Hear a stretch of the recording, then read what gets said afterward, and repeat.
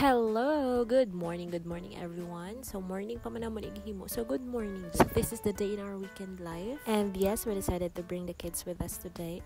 Charot-charot kayo. Kaya na may notice na brown out due today 8 a.m. to 5 p.m. So instead na magmukmuk sila sa balay or magunsa-unsa, gidala na lang namo sila diri na para makuha ng ilahang childhood core memories, ma-unlock bitaw. So lifetime memory gini siya. Char! Sa daw. So nauna na diri sa area ang among mga uncle.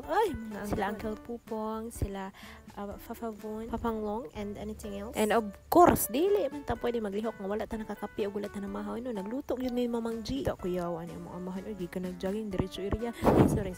So enjoy kayong mga bata, guys. Sulit kayong ilahang adlaw. So after church, diretso ta dire. Kay kabalog yung maabot yun ang panahon. Pohon. Ng mga busy gini mong mga anak nga usahay na lang gid may magkita. Usahay nagdrama. So nagsugod-sugod na ko dire no.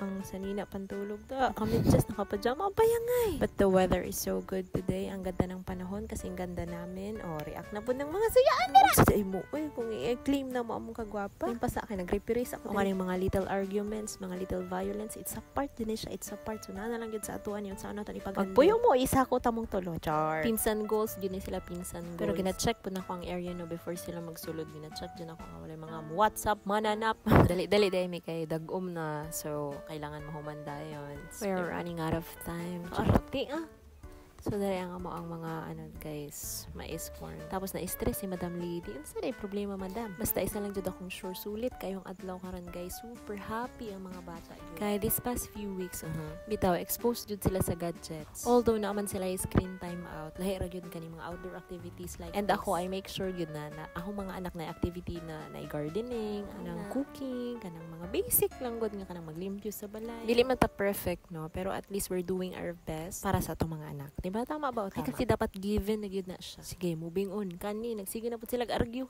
Karira yun ang mga liburer nga. Pertik arte. Uning lisod kayo i-apply sa ilahang gentle parenting. Mga gangster manig mga batasan. Char. So confident kay ko ba? Unya na po nila. Bad na po ning ulo. Itom na po pananaw. Hay, bughat. Dili.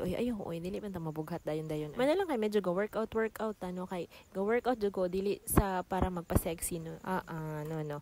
Nag-workout ko kay for fitness, for good health, para kusgan ko kay daghan kog anak, daghan kog activities na mahimo. Ana bitaw, ana ang mindset kaning uban kay maingon jogging siya para sexy na pud, mabuntis na pud. Ayaw hilabti ang mindset or perspective in life sa uban kay it's not yours to keep. Ug isa pa kung kuan jud imo gyud ang problema, ikaw gyud ang problema, iga na ka pangutok.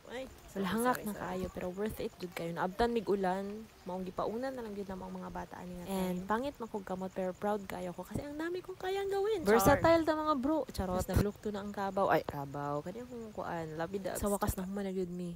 Yung uban na pa dito. Wala pa nang kuan ang sako. Si Uncle ba? Nalain ang ubo. Naghutoy na. Para nagtigulang ubino. Inubuhan. So, mo lang ito for today. Thank you for watching. Unta ma-enjoy mo. Enjoy kayo mi.